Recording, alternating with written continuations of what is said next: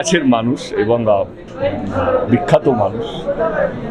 আমি এটুকু বলবো কি, যার সঙ্গে মানুষের ডাইরেক্ট যোগাযোগ আছে, যার সঙ্গে মায়ের আশীর্বাদ আছে, তাকে এইসব নিয়ে ভাবতে হবে না। আমার মনে হয় কি সবারই তো চেষ্টা নিজের ছবিকে ভালো করতে গিয়ে।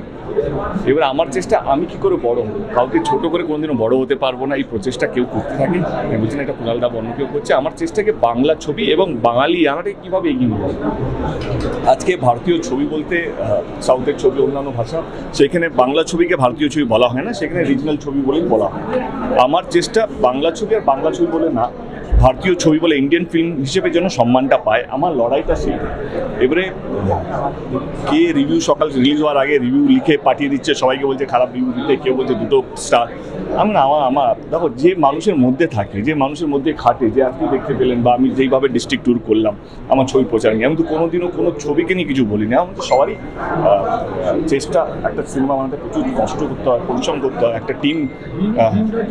সোশ্যাল মিডিয়ায় নিজের দলে একজন এরকম ধরনের পোস্ট কতটা খারাপ লাগে? না, আমার খারাপ লাগে তো। বন্ধু হতে যোগ্যতা লাগে, শত্রু হতেও যোগ্যতা লাগে। তো আমার শত্রু হতেও যোগ্যতা লাগবে। তো আমার মনে হয় কি সেই জায়গায় এখনো কেউ পৌঁছয়নি। এর বাকিরা